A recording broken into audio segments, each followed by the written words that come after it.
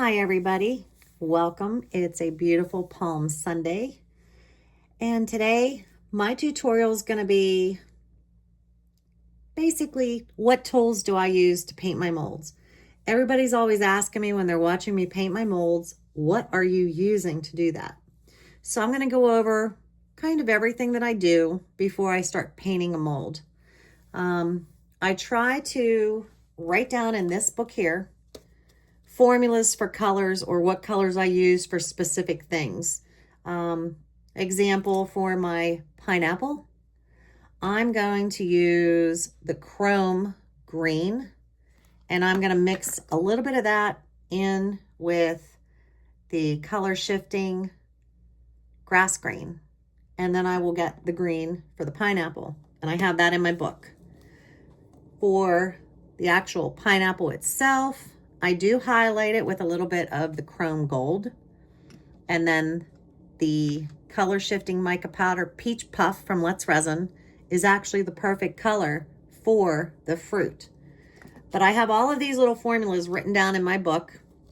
This is like my color Bible. This is where my formulas are for my seashell trinket boxes. If I want a pretty aqua one, if I want a pretty ocean blue one, I have all those formulas written in here, what I use, how much I use, and how many ounces it goes into. So all of that's in this book. In this book is all of my molds, and I write down every mold, how many pours they take, how many milliliters or ounces they take in each pour, and what the total is also for the whole entire mold itself. So I have almost all of my molds written down and charted how much I need for each one. So those are my little books. I will call them my mold and color Bibles, because that's what I refer to when I'm doing a certain color, a certain mold, and what all it requires. I always have my alcohol handy. I had done this mold the other day, and it still had a lot of dark purple inside of it for the grapes. So I went ahead, I sprayed a Q-tip with the 91% isopropyl alcohol, and I just went in and cleaned them up pretty good. I'm not too concerned with a little bit of leftover coloring right now, because I'm going to recolor it because I'm pouring more grapes today. I have another magnet I need to make. So I'm not worried about that. My brushes, my paint brushes that I use, literally a big multi-pack from Walmart. I think it's about $13. You get a ton. You get all different lengths of your thin brushes. You'll also get these brushes that are wider, a little more thicker for bigger molds when you're painting. And I even have bigger paint brushes that came in the kit. But I just wanted to show you the different brushes that I do have, so that I have the availability to switch out if I need to for certain projects. So those are my paint brushes, and I'm going to put those away really quick so they're out of my way. These are my salvation. I love these tools. These are my dotting tools. This is a brand new pack because they're good for certain things. I want to keep another spare on the side.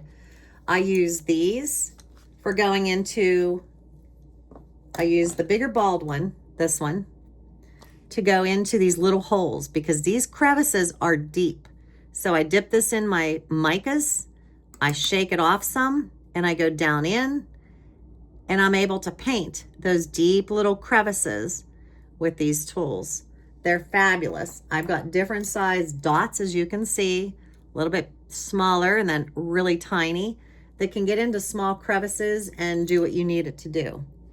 So those are fabulous. I love them.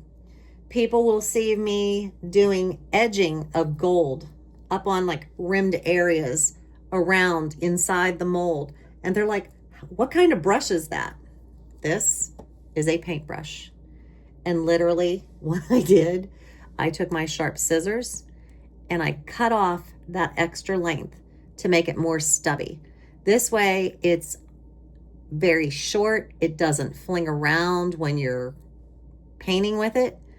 It's more controlled. And this way, when you're doing an edging in gold, you can literally go right along the edge and it will do the edge for you. it will go into little areas and just do those areas and not be dispersing the powder everywhere. I have the bigger ones here. They're like little makeup brushes that came with my micas. I use these often, especially when I'm doing a larger section. I will use these. So those are important to me. If I'm doing a mold and I have to put in my eyeballs, I always have my eyeballs ready. I have my UV resin ready. And I also have my UV light ready, which is portable. I usually have it up on the top of my desk up here, but I can bring it down and I can plug it in, or don't even have to plug it in because it's already charged. This one from Resiners is great. I can open it up if I have a wider area I want to cover. I can keep one straight, open the one, or just keep them like that. It's adjustable. You can go down low. You can raise it up higher, however way you want. You've got a solid light that it'll come on. And then I have a second time I can push it and it does a 2-minute timer and then shuts off automatically. So I always have that handy for when I'm doing molds. These are my favorites. I love these little silicone cups. I mix a lot of my colors. I don't often use straight colors. I do a lot, but a lot of the time I also do a large amount of blending, mixing colors. When I'm doing my cross, I have specific shades that I use and I mix them together to get the wood coloring that I want for my cross molds. So these are fabulous when it comes to mixing. I'm going to actually be mixing a little bit of grass green and the chrome green together. I want the grass green to be a little bit brighter, but I don't want it as bright as the chrome green. So those are going to get mixed today in one of these for the top of our pineapple. But these are fabulous to always have around. I always have my little scoops here because this is how I get my colors out, get them into my little silicone cups here and get them blended in together. I never spray my molds with anything beforehand. I don't wet my mica powder before I paint. It's always dry. And the biggest thing to remember is when you dip your brush into the mica, you need to tap that brush pretty good and get that excess off, or you will have mica powder flying everywhere. Sometimes if you're watching my video and you actually see the mold disappear, it's because I've picked it up and I'm blowing real quick on it just to get the excess powder off of it. And I make sure that I do that really, really well. You can either use, hair dryer real hard to blow off the excess or just blow on it. And that removes any excess mica so that it's not loose and floating around in your resin and gets kind of funky once you pour. So that's a little trick also. Once I have painted my mold and right before I am due to pour, I will give it a light spritz of the 91% isopropyl alcohol, just so that the resin can pour more smoothly and it doesn't have that resistance once it hits. It just kind of glides across your mold then. And it leaves less air bubbles also because they can get trapped, especially on this one where those holes, I don't know if you can realize how deep some of these holes are, but they're very deep. And you want to make sure that the resin gets down in there or you're going to have hollow grapes that were left by air bubbles. So you do want to make sure that you can pour slowly and pour deep enough that they get down in there. Just kind of move your mold around when you're pouring, and that helps to get it settled in the bottom. Tweezers. These tweezers, I did a tutorial last week, and it was on the big sea turtle dish. And the head is very narrow and it's long. These were the tweezers that I used because I could reach in there far enough and lay the eyeball down. When I'm doing octopus or frogs, these are the tweezers. These have so much resin on them from UV resin and doing the little eyeballs. But it's okay. These are my crappy resin ones. That's all right. These I like because I can wipe them off. They're silicone covered. So they're protected a little bit more and they wipe clean. They don't stay sticky. So I do like these a lot. You know, I switch between my paintbrushes, whether I want a little fatter one, whether I want a really thin one, whether I want my short chopped off one. It just depends. If I'm going to do any kind of glitter, I will put the glitter sometimes in here, or I'll use a paintbrush. This is my spoon that I use for any glitter, whether it's for UV resin or whether it's for painting one of these.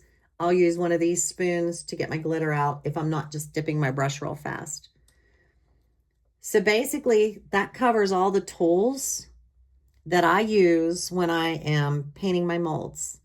If you guys have any questions, let me know. I'll be happy to answer them. And we're going to go ahead and we're going to paint some fruit molds here really fast. And we'll get those poured and curing so I can make another fruit magnet. So here we go. Let's paint the molds.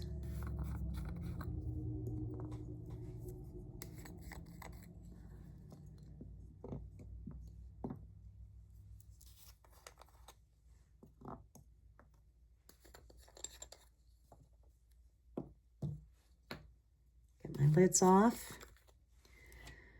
All right, for the grapes, I use the chrome green for the leaves.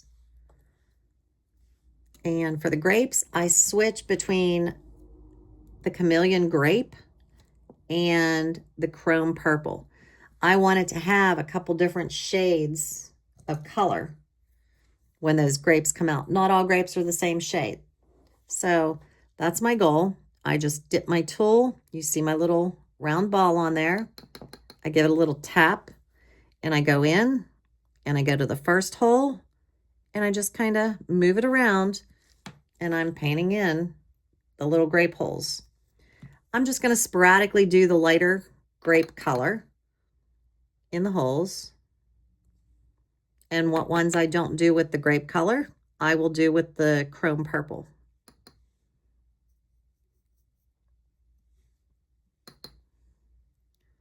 And as you can see, that goes in there pretty far when I'm doing it.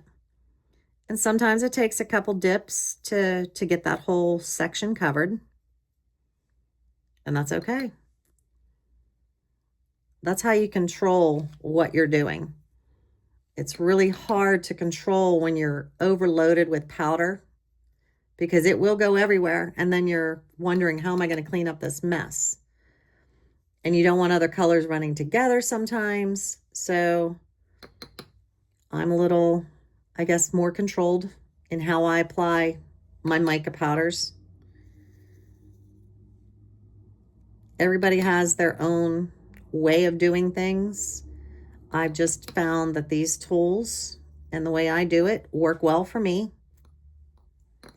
And you guys may have a totally different method. And if you want to share that in the comments, you go ahead and share it with us.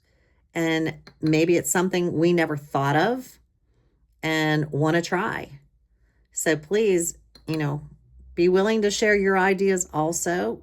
Never know who you might help out. We're all appreciative of new information and how to do certain things. I think in the resin community, we're always learning new ways, new techniques, ideas. I think if we all just did the exact same thing all the time, resin wouldn't be as art diverse as it is. There's so many different things out there in resin. It's crazy. Some of these talented artists blow my mind in what they do and how they do it and everything. It's phenomenal to watch their work. I enjoy it. It's fun. And yes, I do sit and I watch reels and I watch YouTube channels of people pouring all the time. That's how you learn. If you're not willing to watch and learn, you never will. I am happy to answer questions if anyone has questions. I've been there. I was on the I don't know how to do this boat for a really long time. And sometimes you can't be afraid. Just ask the question, get the answer, and jump in and try it. If you're going to be afraid to try it, you'll never get anywhere. You have to do it.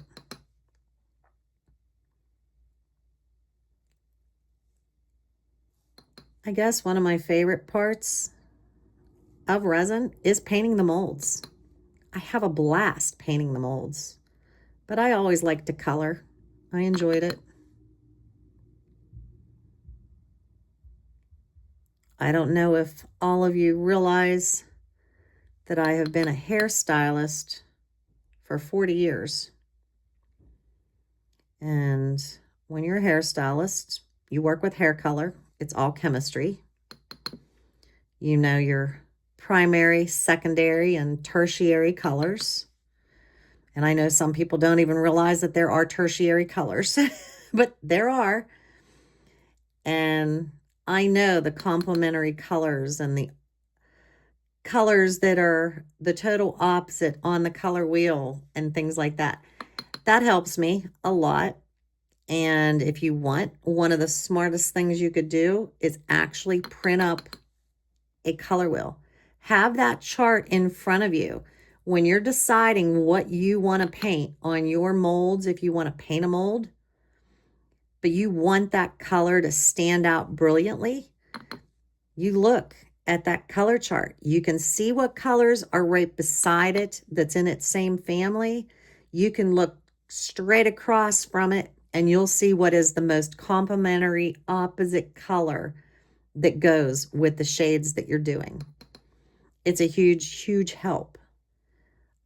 People ask me, how do you pick out what your back pour is going to be and things like that. That is what I do. I think about my color charts and I go from there.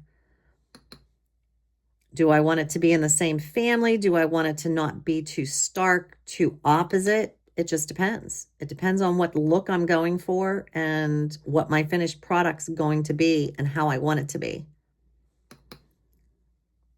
That's one thing we're lucky about with the resin is we are free to choose how our colors are going to look. Do we want them to be in the same family? Do we want them to be highlighted by the opposite color and just be bold? Totally up to you. But that's one way that you can figure out your colors, and that is by a color chart. And I find that to be very helpful in resin work.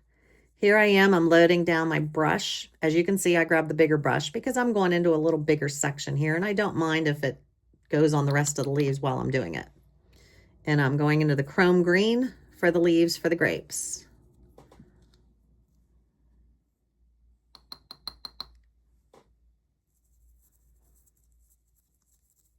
And you can see with these rubbery silicone molds, you have to pull them apart some to get down into their crevices.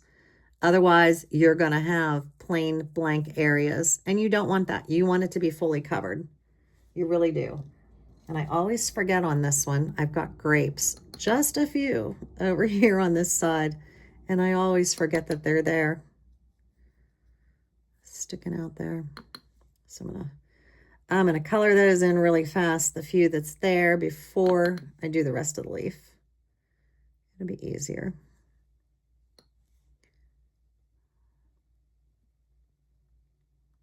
There we go. Get my brush, and I'm gonna do the green. Go down in here. And I'm going to try and go butt up right up against where my purples begin. I don't want to have a white line there that's not showing it. I'm just going to kind of go around these ones right up here where the leaves are, just so it kind of appears as if the leaves are sort of tucked behind the grape right there. That's the look I'm going for. And I'm going to pull this up and I'm going to move it around and I'm going to look.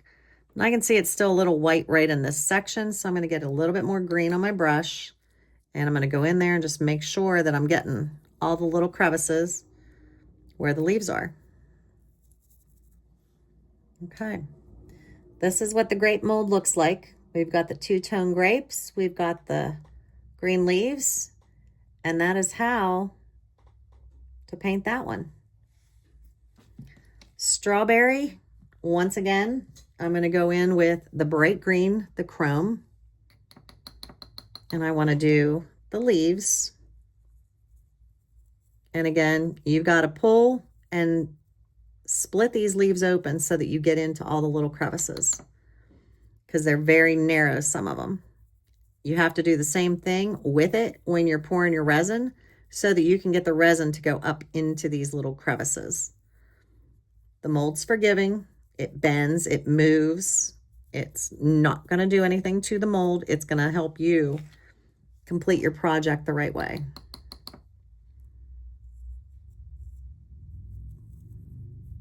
These are fun little molds to do. I actually have molds that I make lemon and orange slices with, and I can show you a lemon slice here in a second. Here's the lemon slice. And then what I do is I'll glue on the pineapple and a grape, or a strawberry and a pineapple, however way, and then I put magnets on the back, and you've got a refrigerator magnet. Everybody seems to like the fruit magnets, and so therefore we've got the fruit. All right, I'm using the red chrome for the strawberry, of course. This, don't have to be too neat with. Shake it off a little bit and go in and paint your strawberry. This is the fast one. This is the fun one. It's an easy one. With the chrome, most of the time, I do use a black background. A black background will allow this chrome to shine brightly. So I do use black most of the time. There's certain occasions where I might use white, but for the most part, no. Don't be afraid to pick up your mold, spin it, turn it, make sure you've gotten all your angles covered. Because if you're looking at it from one direction, you may not see that inside line down here that needs to be done. But there, quickly, is the strawberry. So now we have the grape and the strawberry. Let's do the pineapple. We're going to do a little mixing. This again is Color Shift powder, Let's Resin, grass green. I don't need a lot, so I really don't need to scoop a bunch out. I just want a little bit, and you can see there's just a little bit.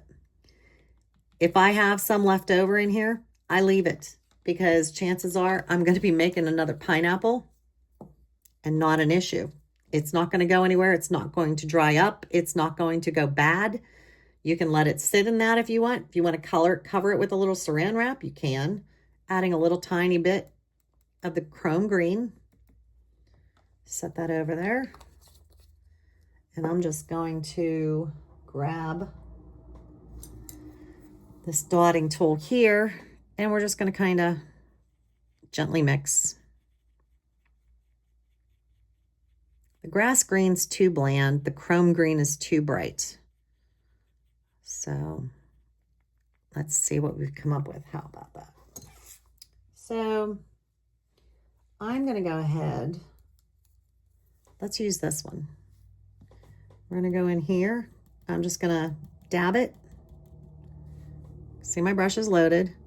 We're going to go in here and we're going to paint it down into the crevices.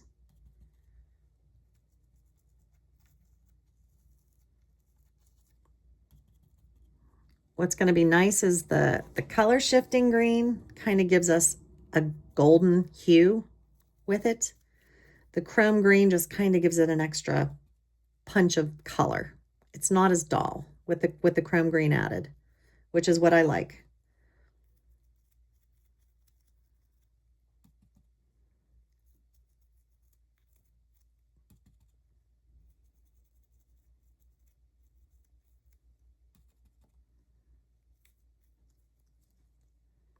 And again, with this, don't be afraid to stretch it apart some and get up into those creases.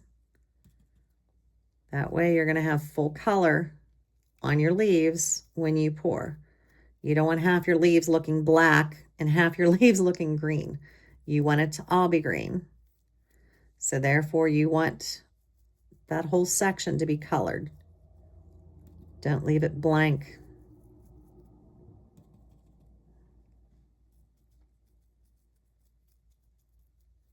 And you can see I don't have powder flying everywhere because I control the amount that I put on my brushes, on my dotting tools. That saves a lot of headache, because if you do get powder splashing everywhere, you can clean it up. You can use a Q-tip with a little bit of isopropyl alcohol. Spray the Q-tip and it will wipe up. You just have to let it dry before you can finish painting it with the dry powders. I just prefer not to have to do cleanup while I'm doing it.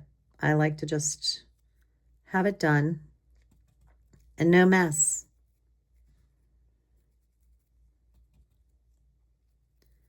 I like to pick out all my colors prior to, I plan before I start. I never start and then go, oh, maybe I should do that. I figure out what my layout's going to be, what colors I'm going to use before I even think about starting to paint or pour. I want to make sure I know what colors I'm doing. Now that I just literally blew in because it had some excess floating around, but you can see we've got some gold hues from the color shifting green, but it's a little bit brighter and lighter because we put in the chrome. I'm going to do this section here that's facing there towards the pineapple fruit part. There we go. All right, that part's done. Now I want to take my dotting tool. I'm going to wipe him off because he's got purple on him from the grapes. I just want to dot him into the gold a little bit. And you can see the tiny little dips in the mold here for the pineapple. I'm just going to kind of dip here and there. I don't want them all done. I just want to add a little bit of gold highlight for whenever I put the papaya punch. Is it papaya punch? I can't remember the name. Papaya puff. My mistake. Papaya puff onto it for the fruit color. So I just want to add a little bit of gold.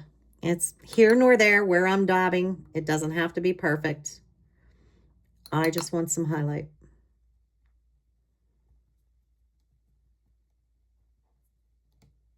Okay.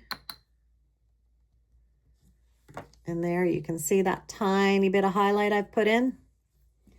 That takes care of that. I'm going to get rid of the red on my brush here just by going on a paper towel. Dry paper towel, just back and forth.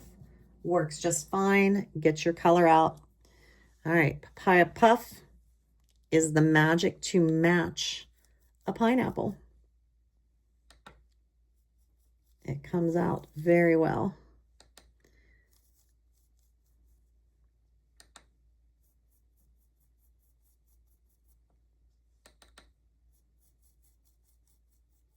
This is an easy part too, just like the strawberry.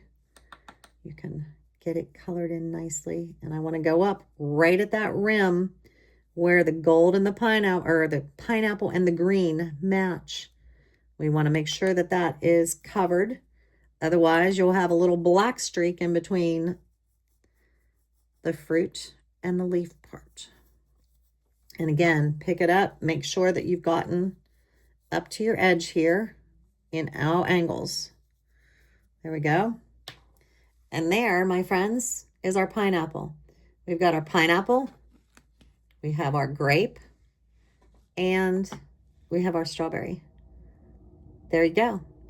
Those are the tools I use when I'm painting molds. Doesn't matter what mold I'm making, whether it's little, big, I don't care. Choose your colors, have your tools ready, have your alcohol ready, your mixing bowls, your little scoops to do your mixing. And again, this will not go bad. I can keep that little bit in there, which is probably plenty to do another one of these pineapples. And that's what I'm going to do. I'll set it back in the back of my desk and I have it.